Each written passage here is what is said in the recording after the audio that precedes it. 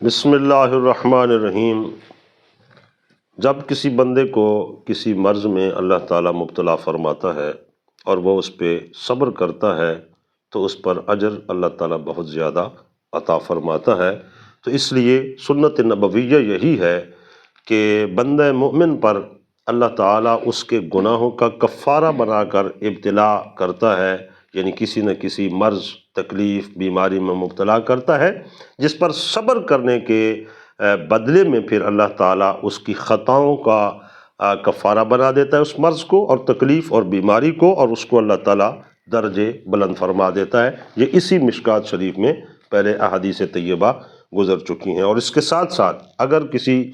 مریض ہے اور وہ اس پہ صبر و شکر کرنے والا ہے تو اللہ تعالیٰ اس کو مستجاب الدعوات بھی بنا دیتا ہے کہ وہ جو دعا مانگتا ہے اللہ تبارک و تعالیٰ اس کی دعا کو قبول فرماتا ہے، جیسا کہ یہ حدیث پاک حضرت عمر بن خطاب رضی اللہ تعالیٰ عنہ سے روایت ہے۔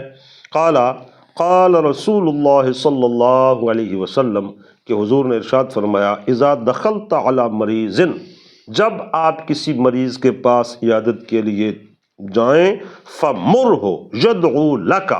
تو اس کو عرض کیجئے کہ وہ آپ کے لیے دعا کرے، فإن دعاءہ کدعاء الملائکہ، اس لیے کہ فرمایا کہ اس کی دعا ایسی ہے جیسے فرشتوں کی دعا ہے، کہ اللہ تعالیٰ جیسے ان قدسیوں کی دعا کو رد نہیں فرماتا۔ اس آدمی جو کسی مرض میں مبتلا ہے اور اللہ کا صابر شاکر آدمی ہے اور یقیناً صبر کرنے والا ہوتا ہے، تو اس کی دعا کو بھی چونکہ وہ اس ابتلا میں ہے تو اس کا بدلہ دیکھو، اللہ تعالیٰ کی رحمت اس پر کہ اس کی دعا کو شرف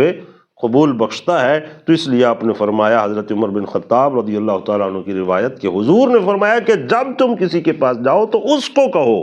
کہ وہ تمہارے لیے دعا کرے کہ اس کی دعا قبول ہوگی۔ اللہ تعالیٰ ہم سب کو صبر